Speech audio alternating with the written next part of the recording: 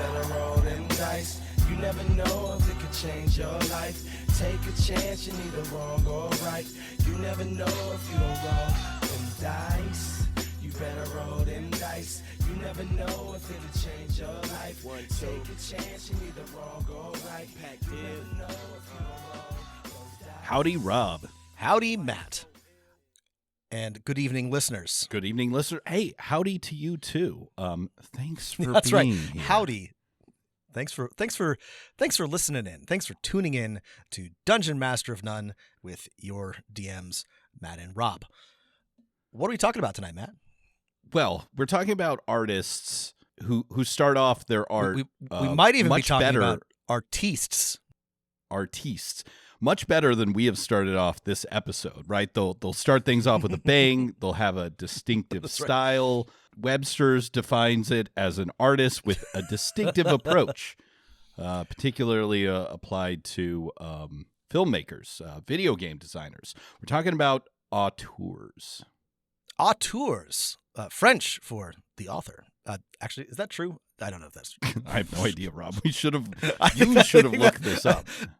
I'm just gonna roll with it. No, but yeah, auteur theory, or the idea of the auteur, as I understand it, and Matt and I are a little bit out over our skis on this one because neither of us are for sure film experts. But bear with us because the concept is important. But I think this comes from, I don't know, like French New Wave cinema. It's a way of talking about people or certain filmmakers, certain creators, and their approach to specifically the act of filmmaking. But I do think it can apply to other things, perhaps like tabletop role-playing games, which we'll get to. But yeah, what makes an auteur, Matt? Well, I don't really know.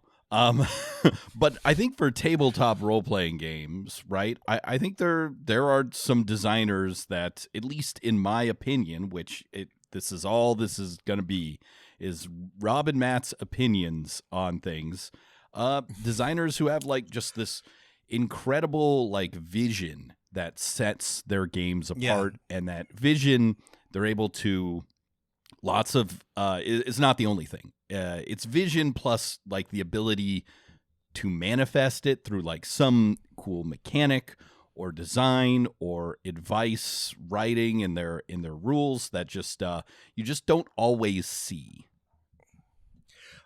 As I understand it, when it comes to films, a lot of it is having strong creative control, or maybe even like absolute creative control, like the ability to sort of like dictate the film, and as compared to like, you know, working with a big studio or something. And what happens with it's the difference between like Paul Thomas Anderson getting an extra like $20 million from whatever to make one battle after another, and you know, making a film for Disney or something like that. Exactly. Yeah, and to be clear, like auteurs isn't inherently good or bad. There are auteurs that are very talented, and there are auteurs who are not so talented. There's two Paul Andersons that are both technically auteurs. One is responsible for One Battle After Another, and the other is responsible for Monster Hunter 2024. So, you know, I'm just saying, like, it doesn't necessarily mean that like an auteur's output is not inherently better, but it is kind of interesting. And one of the things that's kind of cool is if you look at the body of work of a guy like, again, Paul Thomas Anderson, over the years, you see a lot of both like his development as a creator and the things that are important to him, the themes. And it's just interesting, right? You get things that you won't get out of a big budget studio production because one person is sort of executing their vision. The vision isn't always good, but like it's interesting. I think right. that there's a reason why many filmmakers, whether they're auteurs themselves or not, cite auteurs as their inspiration, because they do interesting things, and because of sort of like the scale and the level of control, they can be a little bit more creative and dynamic than in other creative contexts. That's the theory anyway. Yeah. I mean, I I don't know anything about John Luke Goddard or any of those fancy folks, Rob, but I do know about role-playing games, and I think the analogy fits a little bit, right? In that all role-playing game creation is by necessity a collaborative process. You have to have people play your game to make a game. And often it's written by lots of different people contributing to the book, right? It's by like a big studio or a company. But sometimes, right, because the barriers to entry, other than printing a book, right, are fairly low, right? You can make a game essentially almost by yourself, right? You still need those collaborators. And again, like film, it's an iterative art form, right? You're drawing on what has gone before, but like the I don't know, there's some designers who like push the bounds and come up with, I think, a new way, or they've built on certain aspects of TTRPG design where by combining those, you've got something like really new that expresses some kind of very cool vision. I think this is a useful lens because, well, unlike film, there's like no such thing as a studio Your model, mom's or a useful there's spicy, Matt. Sorry. There's Doesn't one. make any sense. There's one. You try to derail me, and it's working. There's like one basically like big company, right? There's the elephant in the room, and they're not really funding people to make anything that's not D&D, right? So basically everything that's different and unique is likely to be. That's not true. They made like Exodus, the role-playing game, a game no one has played yet. Okay, sorry. An aside, Yeah. They're not doing anything that's like that's You're not like absolutely an right, yeah. entry point into like video games or Funko Pops. All right, like they have no interest in funding like creatives. Like this is the thing. Like a big studio will sometimes give some filmmaker a big chunk of change and like let them execute their creative vision. That doesn't really happen in the TTRPG space. You're either doing something for a long-term existing property, or you're kind of doing it yourself. And this is a point for me to emphasize that auteur and independent are not the same thing. Like Matt Colville is an independent RPG creator. I don't think I would describe him as an auteur because his process is very collaborative, and he has brought in a lot of like other people to work with him at MCDM. He probably has written some things like just himself, but I think he falls outside. He's written a bunch of fantasy novels. Yeah. Yeah, but there are a lot of the and they're mostly fellas. We're going to talk about tonight are auteurs because they have written things that are almost entirely like their unique creative vision. The distinction can be fuzzy, but like I do think it is a good way to think about TTRPGs, because there are a lot of auteurs or people who are doing auteur-like stuff because it is a relatively, like Matt said, low barrier to entry, relatively inexpensive to make a game, and it's a place where you can do interesting and creative things.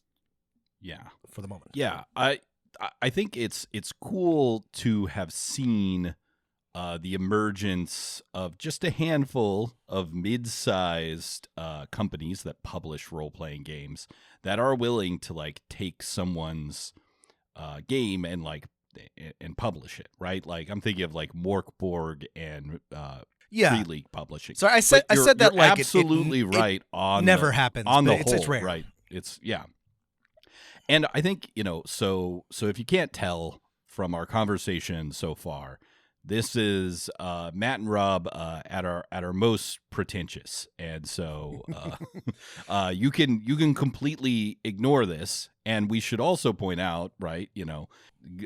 Glenn Cook's novels might be just as enjoyable to you as whatever new like fancy fiction lit that came out is. Mission Impossible 7 is maybe just as fun to watch as Paul Thomas Anderson. I think the same applies to games. You can play Kids on Bikes, a game that I would describe as not pushing the like bounds of design, but I think is still, for the people who like it, a really fun game. And you don't have to think about any of the auteurs that we're going to talk about at all. Rob and I just find it interesting. And also, as a side note, we're not the authority on who is not an auteur, if they even exist. Yeah, and some of these people may disagree with our categorization, and that's fine. And I think sort of why, well, we want to talk about it because we're nerds, but I think if it's important at all, in the same way that it works in film, is that these games and these people are very influential. Some of these games are popular, but even if they're not like popular, if they're not like big sellers, they're highly influential on other designers. And I think that's sort of like worth like reflecting on and looking into and knowing about, even if you aren't like doing game design yourself. I think it's very like helpful and useful and interesting to know where the sort of like mechanical and ideas, where the roots of more popular, more modern games come from. And I think that's one of the interesting things about looking at TTRPG auteurs. I mean, that's like how I went through my own process to try and find some of the designers we're just about to talk about. Is like, hey, what are the mechanics that I think are really cool? What are the design vision things that I really love? And then what was the game that like kind of did that first or does that in a really cool way, and who designed it? And then what else did they design? Exactly. It's just to think about, you don't get a lot of modern film without Tarkovsky or Scorsese, right? Like every filmmaker is influenced by these people. You don't have to know that. Like, you don't need to know anything about that to enjoy any of these films, but it can deepen your understanding and enjoyment. I like that. In the same way, I think that knowing this about tabletop can also potentially deepen your enjoyment. If this sounds boring or pretentious to you, feel free to check out. It won't hurt my feelings. It won't hurt ours, but if you're not interested in who is and who is not an auteur, and frankly, I think Rob and I, at the end of the day, are not either, stick around for a discussion of some interesting design ideas. So another way to frame this whole episode is interesting design ideas. And should we get to our first auteurs? Let's jump into it, because this will be helpful to sort of talk about. I think I want to start with Meguey and Vincent Baker, if that's okay with you. Good place to start. Yep. And so I don't, and good timing too, because we'll get to it in a minute, but yeah. It's great timing, and we'll include some links to that timing in just a second. But I don't know that much about them other than they're a couple that design games. I know that a lot of their design ideas came from the indie wave of the late 90s and early aughts, centered around an internet forum, The Forge, right? The Forge. And they are... We'll have to do a deep dive on The Forge itself someday. Absolutely. Because, absolutely. There's a book sitting on my shelf about The Forge that I have yet to read. But they're prolific game designers. They've together made dozens of games, and they've made dozens of games individually, right? They're true embodiments of the idea that hey, you have most of the resources to make a game, and the ones that you don't, you can kind of learn and pick up, like layout and design. And while they have editors and co-authors on some games, it's clear that a lot of their games are I had an idea for one cool game that does one cool thing, and let me put together a rule book that's not too long. So that's the big picture. And their biggest game that most, I think, people who know more than one role-playing game system know about is a game called Apocalypse World. Yeah. And like I said, this is timely. They've just launched a Kickstarter for Apocalypse World 3E, and I'm pretty excited about it.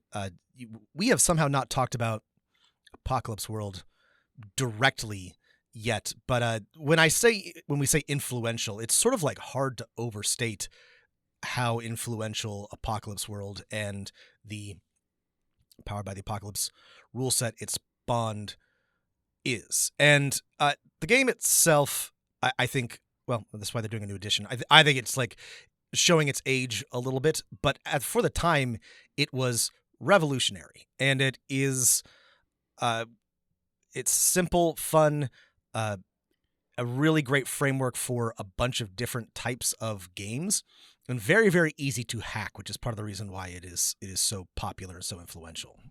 Right. I think one of the, here's a tick mark in the auteur category, is that probably more people have played games that use the same basic rules system as Apocalypse World, powered by the Apocalypse, than have played Apocalypse World. Masks, City of Mists, Urban Shadows, even games like Brindlewood Bay are like almost, maybe they don't use the term powered by the Apocalypse, but they are very, very close to the rule system in here. And if you want to support the bakers, and their game design, their Kickstarter for Apocalypse World Burned Over is on Kickstarter until December 19th, 2025.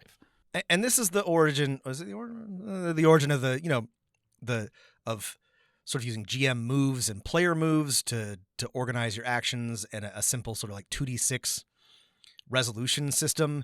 It's more complicated than that, but like the core idea, the structure upon which it's built is that. And like we've said, it's hugely malleable and very useful for people who want to design their own games narratively. It's a very good system for telling a certain type of narrative or creating a type of narrative game.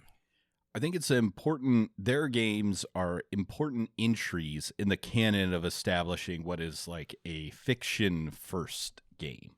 I want to highlight 3 like clear design innovations from this game, which is the big one overall is that everything ties together to like what is wrong with this world that we're playing in, right? The theme, it's highly thematic and very specific to Apocalypse World. But the ones that have spawned a million copies are the idea of like, instead of having character classes, you have these playbooks, and the way your specific character in a role-playing game is defined is often by their special moves that no one else can do, and they're so easy to pick up, and they're so easy to GM that like it's no surprise that other people want to do games that, I just need to write 3 moves for 5 different playbooks, and I have a game that sort of gets the tone and feel of my world out perfectly. Yeah, you hit the nail on the head. I tend to expect a little bit more from designers these days, but you can make your own Powered by the Apocalypse hack and tell an entirely unique story, an entirely different type of narrative theme to your world or whatever you want to do, simply by creating new playbooks and new moves. You can just write up a new list, and that's very doable. And all you need is sort of like a good vision and a strong, authorial voice yourself, and you've got like basically an entirely new game. It's a really nifty framework. And if you, by the way, are thinking about game design, if you're interested in doing game design, I think a great place to start is just to do a Powered by the Apocalypse hack. If you just want to if you're like, I kind of want to make my own game, or I want to like try my hand at this and I'm not sure where to start, this is a great thing to just sort of like get your feet wet, because anybody can do it, and it's very easy to pick it up and run with it. I think another interesting part of their design is, so we talked about, framing playbooks are often defined by their moves. There's usually some general moves. There's also MC, Master of Ceremonies, or Game Master moves, right? Which are just like, instructions on how to make this story interesting in response to what the players are doing. Separate your players, right? Put someone on the spot, take away their stuff, turn their move back on them, right?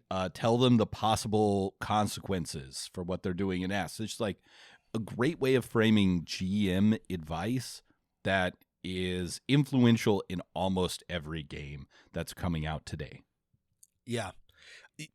This is a hugely influential mechanic on Daggerheart, which is in other ways very, very distinct from Apocalypse World, from Powered by the Apocalypse. But like this idea is key to Daggerheart, and that's just sort of like a critical example of like how far-reaching this game is and the Baker's influences.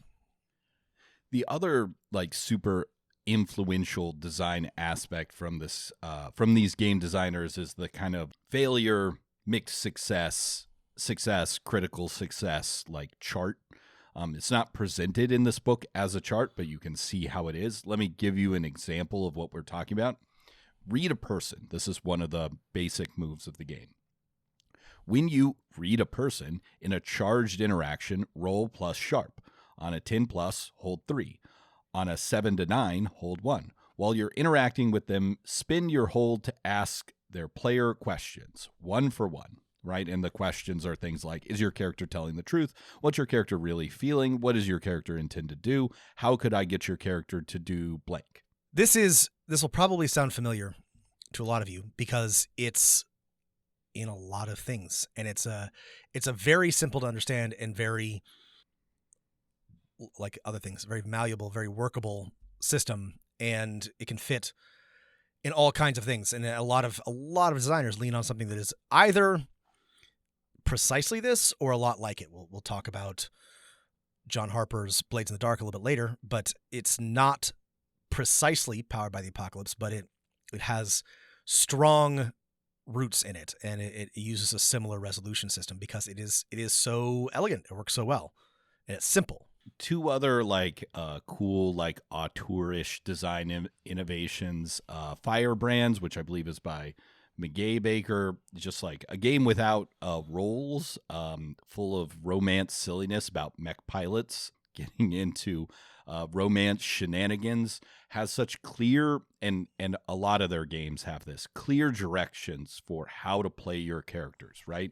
Your goal is to try to get your character into messy entanglements with others, unquote, right?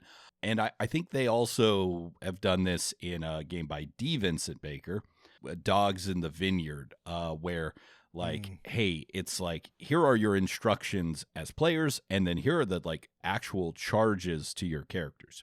You must do this, like, and this is a game about faith, sin, and judgment.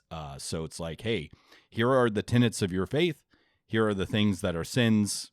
This is how you can met out judgment. Yeah, Dogs in the Vineyard is interesting.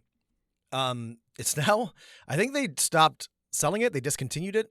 I think the Bakers decided that they didn't like some of the elements of it.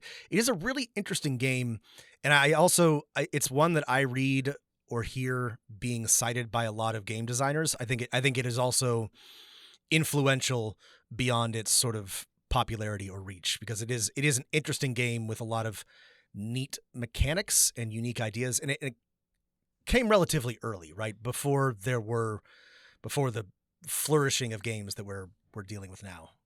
Yeah, one of those like really interesting mechanics that I think is not part of the problematic part that caused the author to maybe not disown it but stop making money off of it is the escalate mechanic, right? There are a couple levels of interaction, talking, fighting, and like shooting when you break it down. And at any time, if you're losing one of those things, you can always choose to escalate, right? And then get new dice for your mechanics. And all of the mechanics, I think this is a really interesting design idea, wrap around this idea of faith and sin and judgment that the players, that is what the game is about.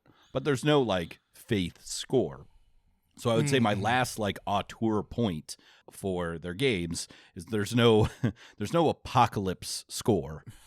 There's no dog faith score in their faith game. There's no romance score in Firebrands, but those games are still very much about those things. And this is like, I think Vincent Baker has called this at one point the fruitful void. So like all of your mechanics wrapping around something that doesn't have a mechanical thing. He's called it in another tweet, design your games to pose a question and then don't design it to trample on the answers. I mean, which is a really terrific design principle. It's a really great way to think about things. Great. Who should we talk about next? Thank you, Bakers. Check out their Kickstarter. Let's pivot And I want to talk about another auteur in sort of a different direction. I want to talk about Monte Cook. And listeners are probably familiar with Monte Cook, but he's really interesting to me because his sort of career is kind of unique. Monte Cook has a long history of working in RPGs. He worked on, like, from the early 80s on, he worked on Rollmasters, Champions. He wrote for TSR, and then when TSR, when D&D went to WotC, he wrote for them. He wrote for the Marvel RPG. He contributed to Planescape, White Wolf. And he did this through, the through the 2000s. He was doing this for 20, 30 years. And his output during this time, by the way, was good. I don't want to dwell on it because it's not really critical to the discussion, but like one of my favorite adventures in any D&D edition is Salvage Operation, Salvage something. Yeah. Which is in the Ghosts of Saltmarsh collection. It's a great adventure. One of my favorites, Monte Cook original. I'll just add one of my favorite campaign settings for D&D is Ptolis or Tolis, the city right. by the spire. We should I'm do a whole episode on that, but yeah. I know. I'm hand-waving a bunch of this stuff because a lot of what Monte Cook did prior to what we're going to talk about was campaign setting and adventure design. Lore. Yeah, really good stuff too. Tolis? I've never said it out loud before. Tolis? Is really cool, and there's a bunch of stuff like that. We'll come back around to it. But he worked on 4E and was for a hot minute the lead designer on 5E, but left in 2012 before the release, citing creative differences with the company, but not with fellow designers. Cook leaves Wizards in 2012, drops off of 5E, hands over the reins to other people. So I actually have literally no idea. Much has been speculated, like how much his fingerprints are on the final product, but I'm comfortable because I generally like Monte Cook, saying that everything that's wrong with it is somebody else's fault. So that's right. That's an auteur theory thing to believe. Sure. That is. But almost immediately he launches a Kickstarter for Numenera, which is his thing. And Numenera is a science fantasy setting that is built on what is now the Cypher system. And we did a very, very early on, we did an episode on Numenera, which we'll link. And it's neat. It's a D20 system. It's you're doing science fantasy stuff a billion years in the future. You have weird tech. You're delving into vaults. It's like Wolf. It's like Book of the New Sun, except a lot nicer and less weird. But like it's it's fun science fantasy stuff. But the sort of like the key innovation, the key difference in Numenera, that even though it bears a lot of rough similarity to other D20 systems, is everything is a difficulty system. So your DC is 4 times the level of either the task or the creature you're trying to fight. So if it's a level 1 task, you're looking for a DC of 4. If it's a level 4 task, it's a 12. This is something that persists throughout Cook's sort of design career to the present, and but he builds on it. But this is the sort of like key idea of the Cypher system. It also includes pools, and we love pools. Yeah. So for me, that's the coolest auteuring design, right? Is that you don't have to, I think he even talked about this in one of his design blogs, right? Is this idea that like, I like the basic like simulationist mechanics of a D20 system. It's really frustrating that you can't put any extra effort to be like, hey, I really want to succeed. Many other systems solve this in a different way, but he has a great solution for this kind of thing, right? Which these pools, hey, you can spin points to like, no. This time I have to succeed. And that's at the cost of not succeeding at other points. But yeah.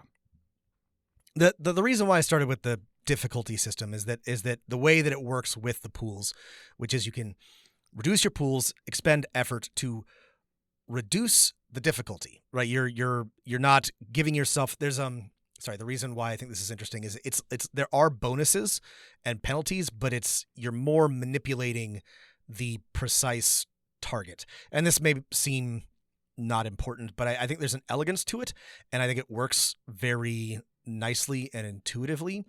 And this sort of ideas of pools and efforts and levels, difficulty is a key through line. And I think Numenera is a really like nice system, and I think it models a lot of the fun things about D&D style play.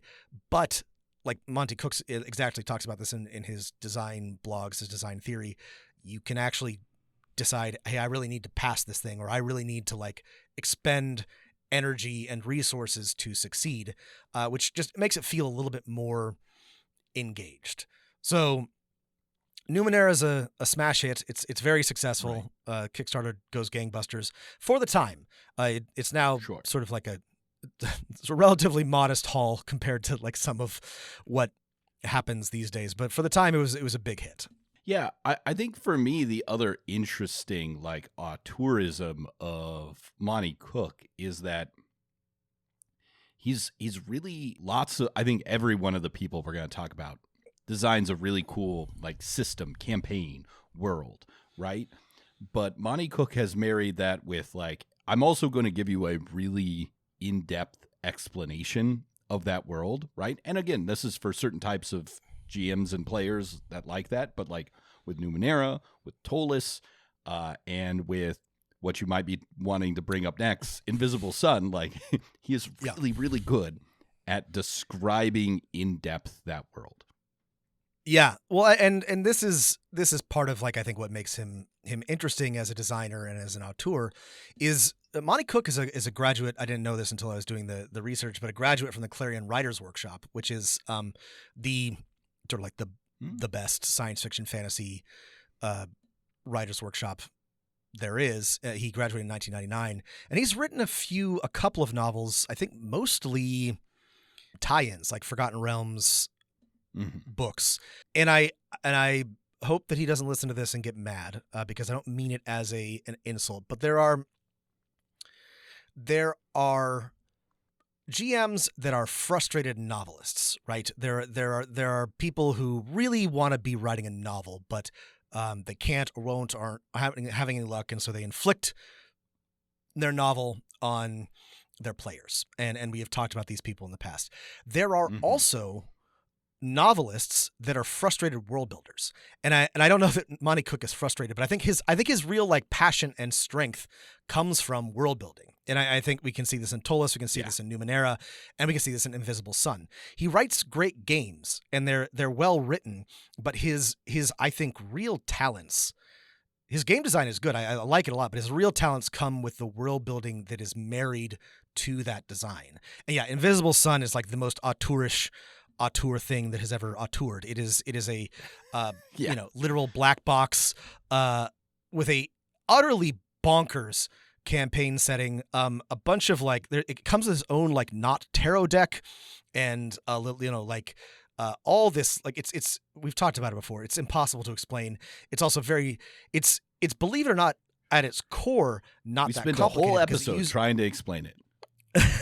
Because it uses a sort of like everything is based on levels. So like the fundamental thing is you are rolling dice and trying to hit a certain number and using your pools to manipulate that in the same way that you do in the cipher system, except there's like a dozen subsystems and other things that sort of like impact those numbers and whatever. It's fun. It's weird. This is, I think, a great example of auteur theory in action, because it's not that like a group of designers can't be creative, but there are certain things that you'll look at and there's no way that this could have ever have come to exist without like one person's insane vision like being the driving force. And there's lots of films like that, and I think there's lots of TTRPGs like that. And Invisible Sun, I think, is a good game and worth playing if you are a weirdo in the right type of way. It's not like he made something that like isn't good or interesting, but there's no way that like a group of people would have sat down and produced this. This is clearly like the singular vision of a person with a lot of like passion for certain types of stories and games. And also esoteric, lore.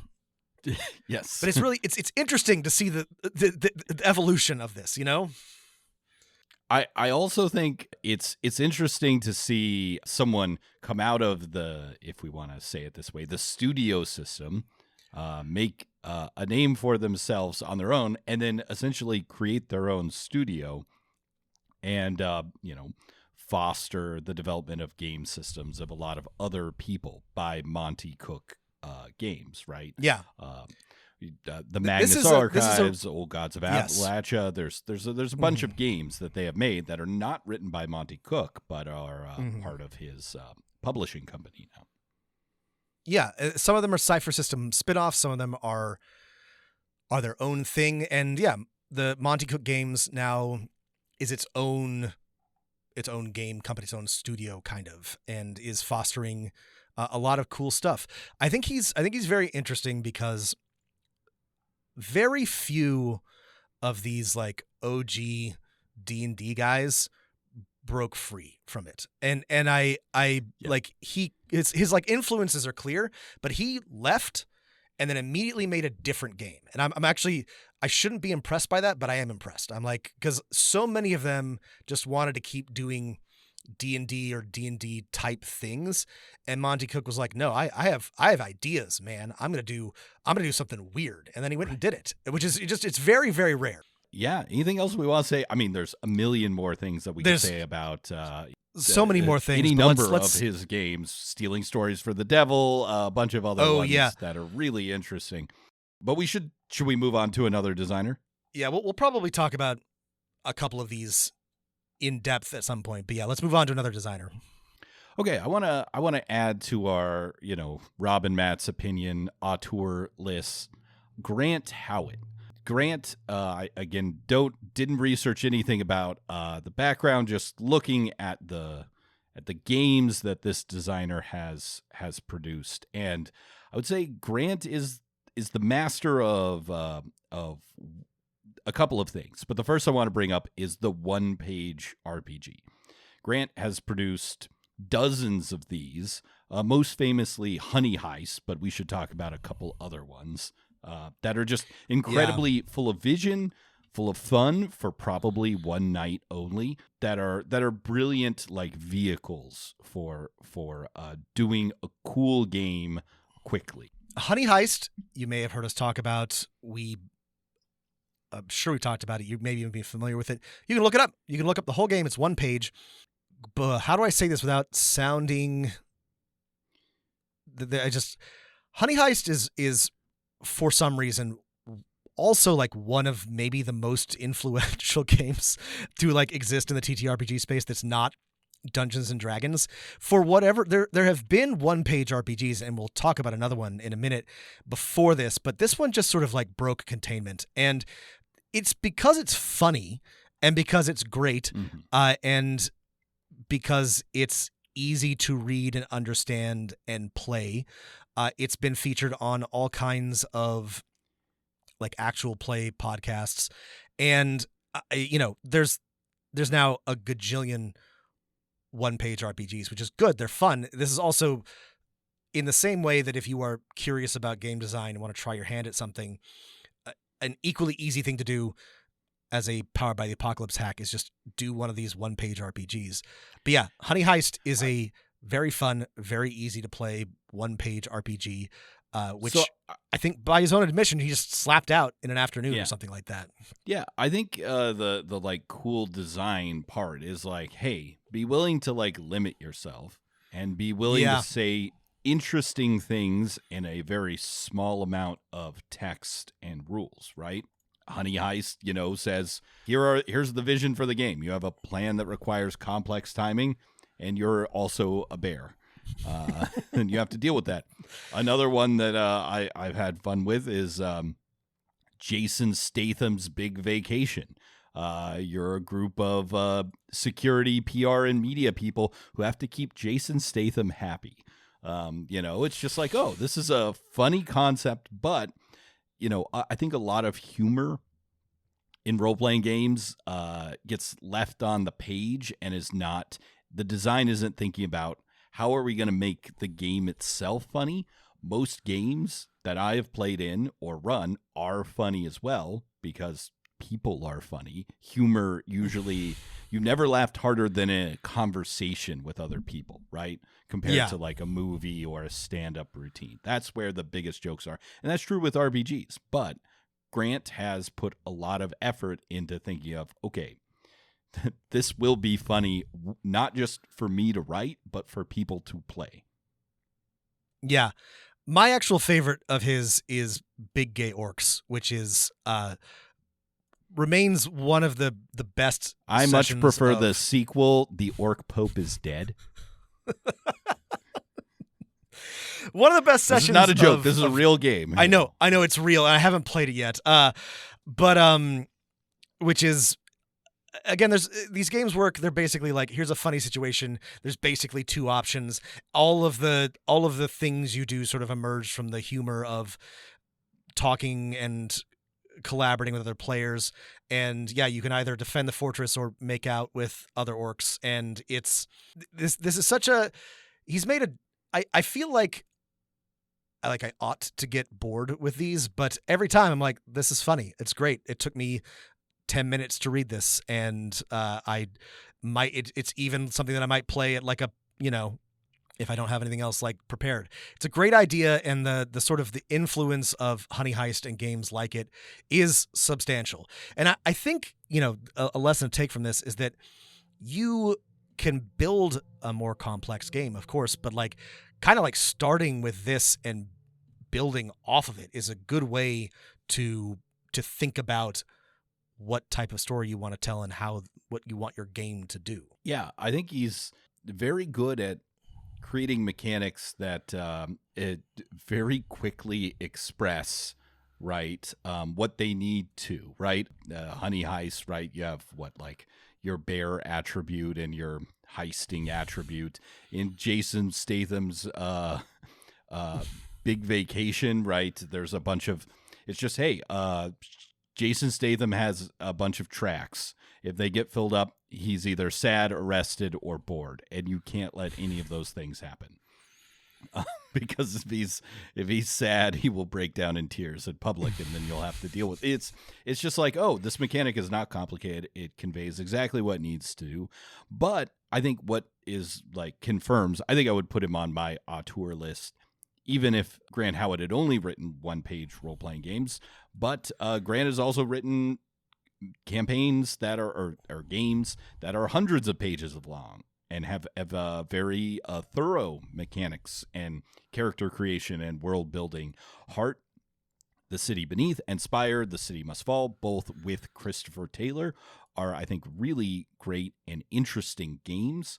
I think for my auteur list, I wanted to highlight the sort of resistance engine, the resistance system that underlies both of them and is, been adapted for many other games, which is essentially like a change maker, a change engine, right? As you play, your characters get the end result of all of the fun mechanical steps along the way of checks is your players getting fallout, which changes their characters, right? It changes them. And so if you want to coming up with, I think everyone was like, oh, we want a system where characters grow over time, and a lot of games have been stuck with, well, you just add new powers.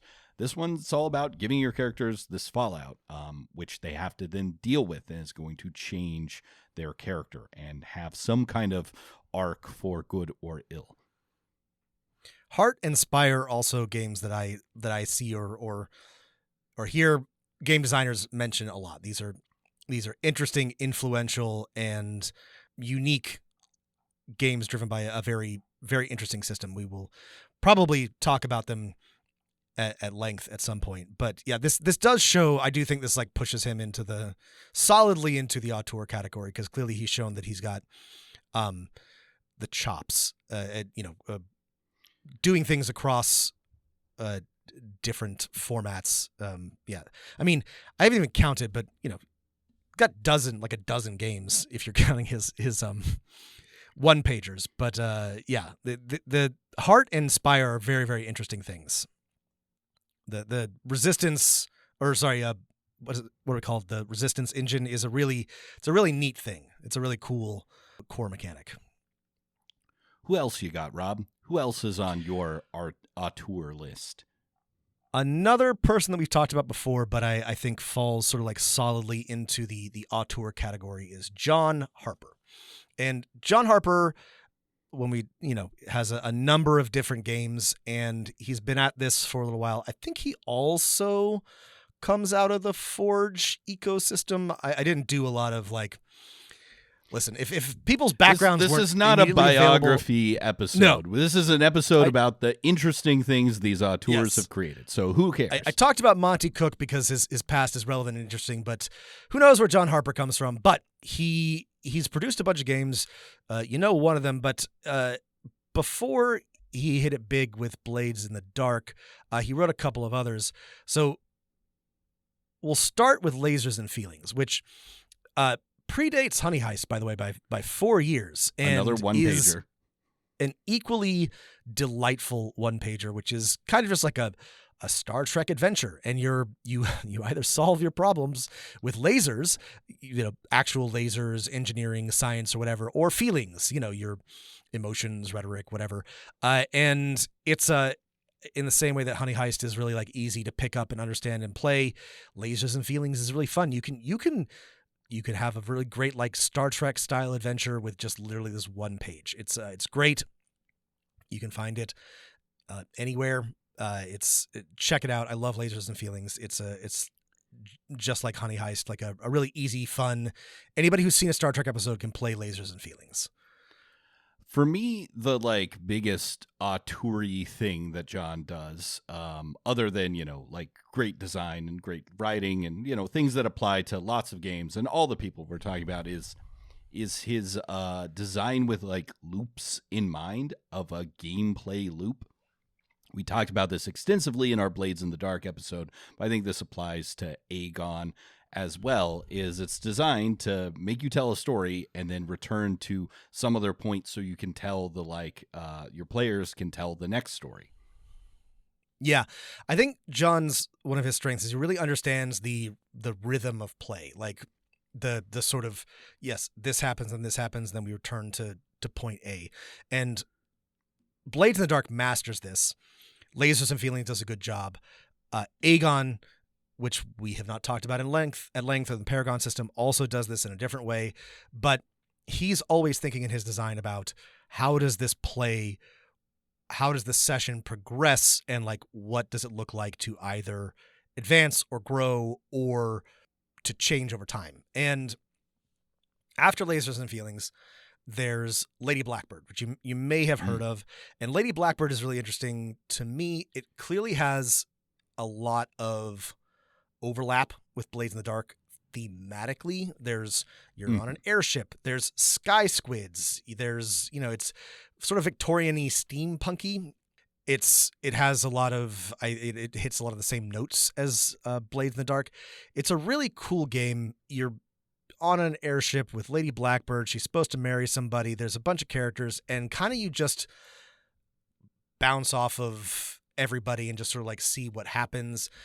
It all fits in about 10 pages. It's both the whole system and the setting and the story, which I think is a real accomplishment. You can have everything you need to play. Right. One it's almost very harder to design than to just design a mechanic system, right? Yes. Just to put adventure, setting, and system all together. And I've been the player in one of these, and it did wrap up in 3.5 hours, which is what it's supposed to, which is very impressive. It is the most impressive thing about Lady Blackbird is that it's possible to play with new players and finish it in a one shot in a reasonable amount of time. It's sort of a precursor of Forged in the Dark. It has some similarities. It is a very, very narrative fiction first, rules light system, so you don't have to know a lot. There's not a ton of mechanics, but it's really cool, really fun. It's got some of the same vibes as Fiasco in terms of how you play, but the real auteur thing, the interesting thing that John Harper does here is, again, setting, game, and and scenario all in like a pretty short document. One, I think, through line that I think is coming out as we're talking that is like many of these designers are managing to write games in less with fewer words. They're managing to create more compact and tighter systems. Yeah, they're able to present their ideas in fewer pages. That's not like a universal auteur thing, but I think given the way that TTRPG design works, we're seeing a lot more of it from this space. Anyway, that's the really cool thing about Lady Blackbird. Yeah, the next like through line in Harper's design for me is that, and I know not every dungeon master agrees with me. It's not that like his systems are simple or easy to learn or easy to run. Some of them are, some of them are not. Is I think the games are easy to prep. And then once things are going and once you understand, like the mental load on you as a GM is, in my personal experience, very, very light, so that you can focus on the things that really matter at the table. Yes. It's like, yes. Hey, okay, once you're going, once you've built your crew or your like heroes, they are helping you like create the story and it just goes, which is why I think the Forged in the Dark system has been very popular for both independent designers and large corporations who are licensing role-playing games to just to use it, because once you're going, it just goes, right? And so I think this ties back to my earlier point about loops, right? It's just really easy to game master his games. Yeah, and this is, you're exactly right, that in the same way that sort of, I don't know, Tarantino has a theme of gratuitous violence and women's feet, John Harper has Scorsese's a master of the oneer, and yes, he's a master of making things easy on the GM. John Harper's sort of like, his passion is low prep to zero prep, and no offense to Mr. Harper, I think the level of prep is higher than he thinks it is, but it is lower than in other games. And I have loved running Blades in the Dark because I do have to prep, but I don't have to prep a lot. And he really does succeed at this. His games are really easy to run without having written out like a really complex scenario. They're really easy to adjust on the fly. I appreciate this. We've talked at length about how designers don't do a good job of considering who's going to run their games, and John Harper does think about people who are going to run their games. And there's lots of really interesting through lines. Blades in the Dark obviously is in the same way that like Monte Cook's settings are just like some kind of just birthed from the twisted mind of whatever. Like it's another great example of no group of people could have produced this. Nobody. The only way you could come up with the weird Victorian steampunk dead world whaling society of Blades in the Dark is from one person's mind. But the other cool thing is the actual design elements of Harper's work is focused on being easy to run and easy to prep. My final designer that I want to talk briefly about is, for my auteur list, is Chris McDowall. And Chris has written Into the Odd, Electric Bastionland, Mythic Bastionland are the games I'm thinking of. And these are all OSR-ish, perhaps. Some people have called them new SR-ish, defining its own genre. And I think the like auteur feature that Chris does really well is like weird, and not the only designer who's done this, obviously, but weird tables that are really good for the tables. Guiding either your players or your DM for prepping things, for building creatures, for building hexes, for building NPCs. It's a real mastery of the sort of weirdness that I think can make OSR-ish games great. Yeah, Mythic Bastionland especially, you can see the influence on a lot of OSR, on a lot of new a lot of OSROC type stuff. It's clearly it has had a impact on people who are interested in this, and it's a great game on its own, but the influence is clear. Like, people who were designing in the space clearly are taking their inspiration from McDowall, and correctly so, because it's great stuff. Yeah, and I'm sure you can go back to war games and find something that works similar in the next mechanic that I want to highlight that's been incredibly influential, which is just in combat, instead of using whatever system you're using to resolve checks, just rolling damage. And then if you're better at combat, you have a higher damage die. So I don't know if Chris McDowall's Into the Odd was the first book to use this, but I'm pretty sure it was the first like OSR book to use this, which was influential for games like The Black Hack, or one that we've talked about on the show, Nimble 5e, who also Nimble use 5e does this, this mechanic or a modified mechanic, and it works really great, and it's just like such an innovative way, especially for OSR games. Even if he didn't, I'm not sure if he came up with it, he definitely popularized it. I think that's when it started to get big.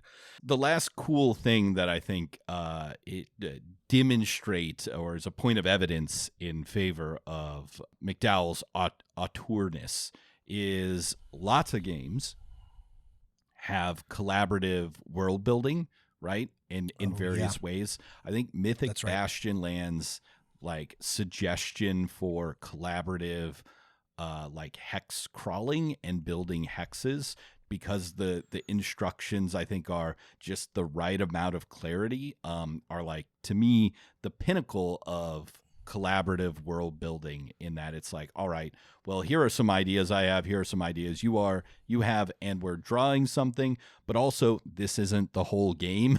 We're going to play the game after this, and I think it's a great example of something that exists before, refined and perfected for that particular vision of crazy, weird Arthurian knights in Mythic Bastion Land. I know it's been on the list, but we could talk about Bastion Land. Yeah, I know. I know you want to, like, you were the only person in my life who was like, have you seen A24's The Green Knight yet? I was like, and then a couple, 10 years later, someone makes The Green Knight. Someone makes the game. The game, yeah. It is definitely like my type of nerdery. I've got one quick one. Yeah. This is also a person we've talked about, and that's Tim Hutchings. And you know him best for 1,000-Year Old Vampire, which is phenomenal, great, a masterpiece, again, sort of the auteur type of creation, because this is really just a game that he slapped out, or probably labored over for years and years and years, but is utterly unique and extremely popular, correctly so, and influential. But he's really interesting. He's less so interesting in terms of creating new mechanics or being necessarily influential in people taking bits of his games, and more, he's an auteur in that the things he does are very, I want to say, like, avant-garde. Like, his pushing the boundaries of what a role-playing game is. What a role-playing game is. So 1,000-Year Old Vampire is it's a solo journaling RPG. You understand it. It really, like, elevates and pushes the form, but it's still, like, recognizably a game. Right. He's also I think the like, caveat to the art analogy is, unlike a film that's like, this will change your perception of what is a film. That's like, to me, a cue that it's going to be boring. The things Tim Hutchings makes are still fun. They are still fun. Yeah. Some of them fun in a weird way. Like, okay, so like another one he's got as an example is the Apollo 47 Technical Manual, which is a zero prep, sort of like you're just doing like radio chatter with your friends. You can play it like very, very loosely. The game itself is like 30 pages. And sorry, this is just really funny to me.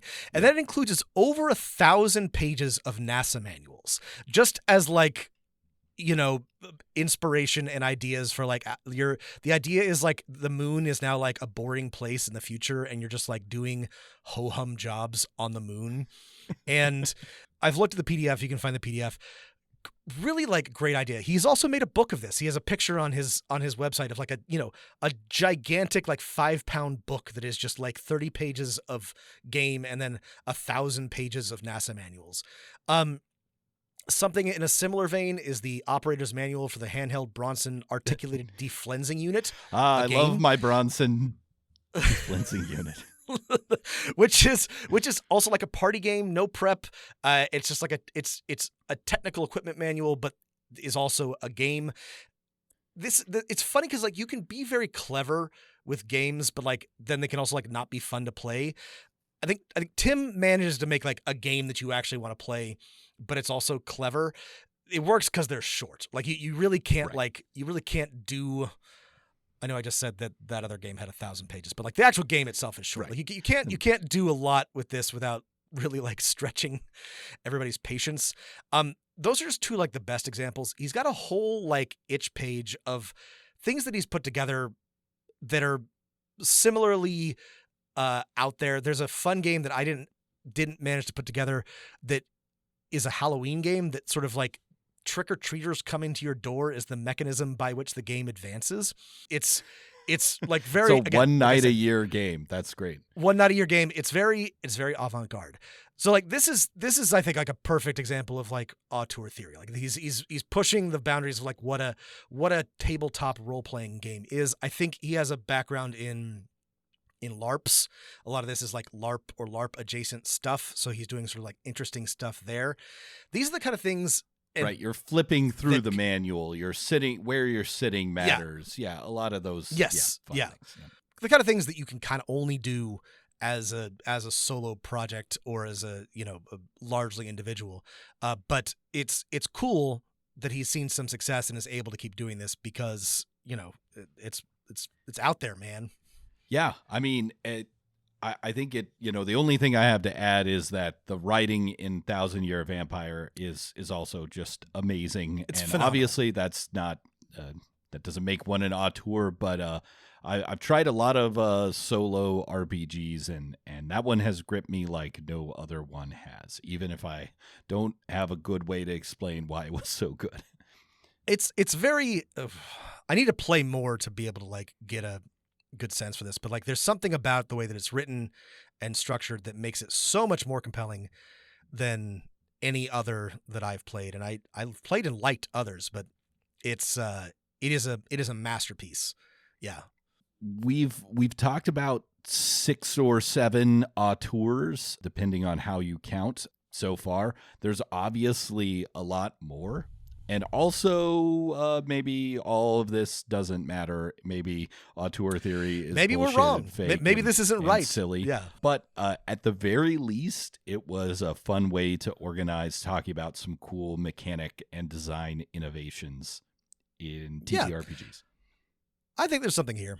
You may disagree, listeners. If you do disagree, by all means, tell us. Write us at dmofnone@gmail.com. Right, Rob, at personal address insert here. Yeah, write me specifically if you're angry.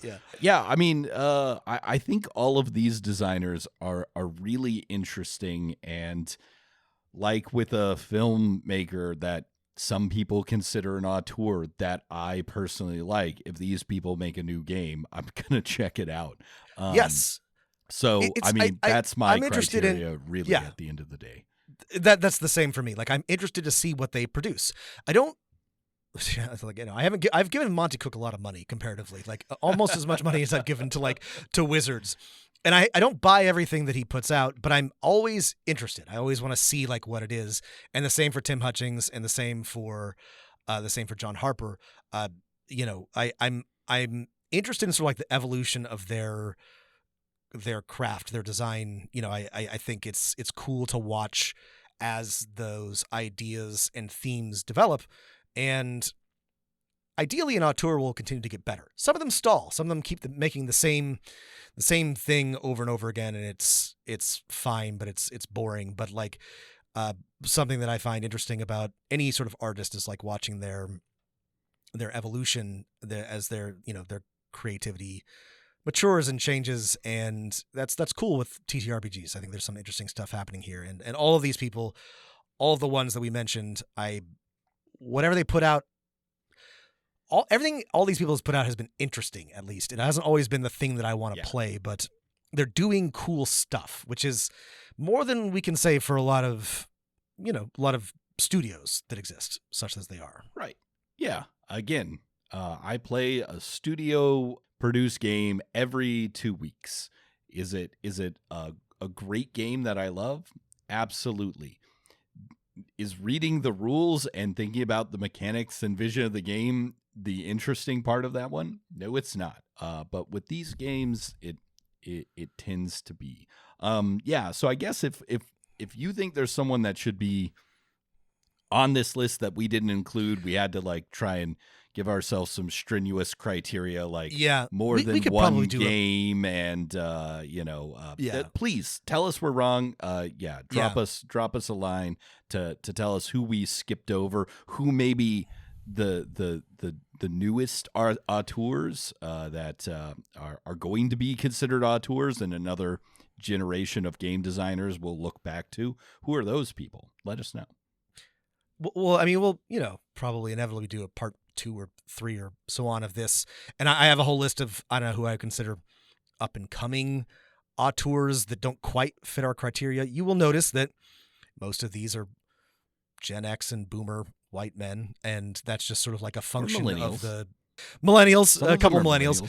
It's a function of just the way that the hobby has existed, but I think there's a lot of people up and coming who are not, and who are doing really cool things and just need more time to develop games. Yeah, let us know who you think that we skipped, who we should talk about. Let us know if you think that this framework is useful.